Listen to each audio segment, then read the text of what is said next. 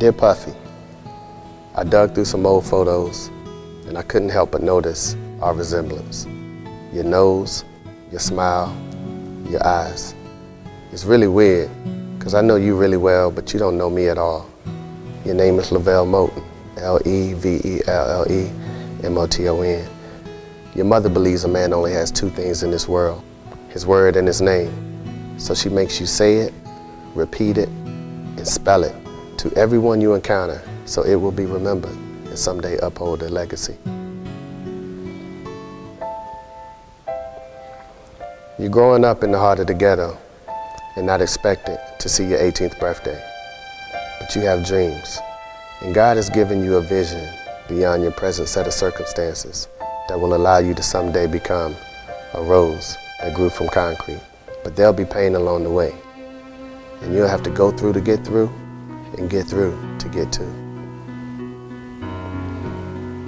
A year from now, you'll be 4 years old, and your father will come into your room and ask, "What do you want from the store?" You'll place your order and wait for him to return, only to find that he'll never return. The next day when you ask your mom about his whereabouts, she'll say, "He's gone and he ain't coming back."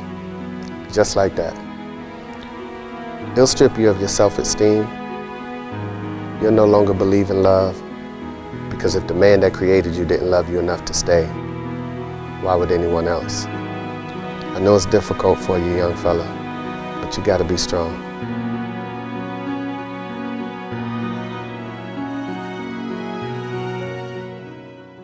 You'll soon become protected by the most precious individual to ever walk the face of the earth, your grandmother. The bond that you share is unbreakable. She's a spiritual soul that forces you to pray with her daily. She ends every prayer by asking God to watch over and bless her kids' kids. She constantly tells you the most important days of your life is the day that you were born and the day you figure out why. She loves you. She believes in you.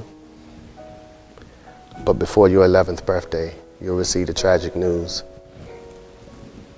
that cancer has taken her life.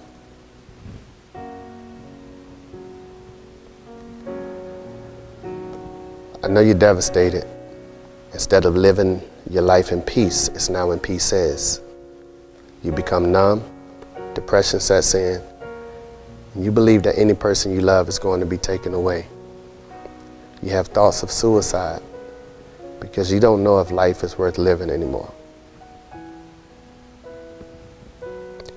But there's a voice inside of your head that's telling you you do have something to live for, and that's your mother.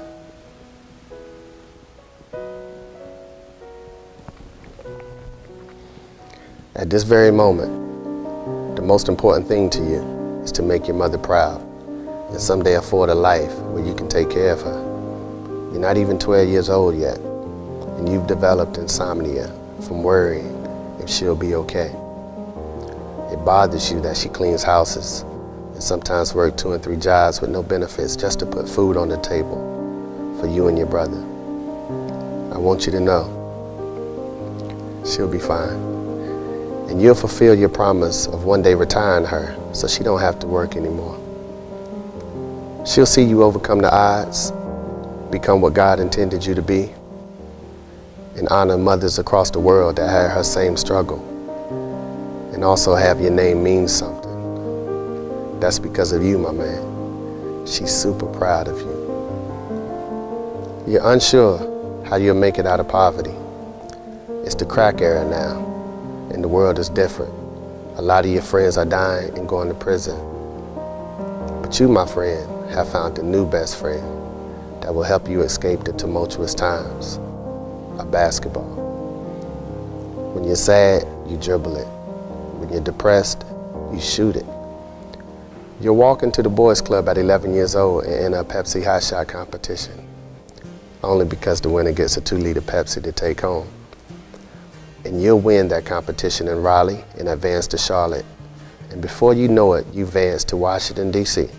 to shoot on national television at halftime of the Bullets-Bulls game. That moment will be the defining moment of your life. It's the first time you've been out of the ghetto. and it's because of your talents. You're now obsessed with greatness. Those that doubted you, bullied you, teased you for having a lunch ticket, laughed at your clothes, your shoes, you'll use that as fuel, and it will take you through high school, college, and the professional ranks. You'll defy the odds and share your gift with the world. You'll teach boys to become men.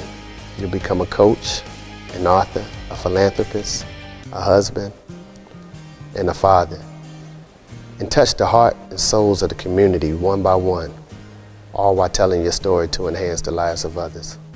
In 40 years, only 6 kids from your projects went to college. You were one. Less than 1% of the world played professional basketball. You were one. Only 350 Division I coaches in the world. You are one. Don't tell me about the odds. Tell me about God's favor.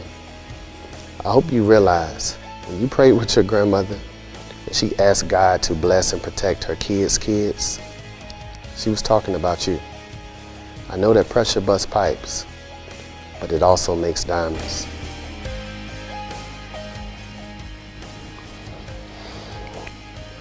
And though they laughed at you because you were different, you laughed at them because they were the same.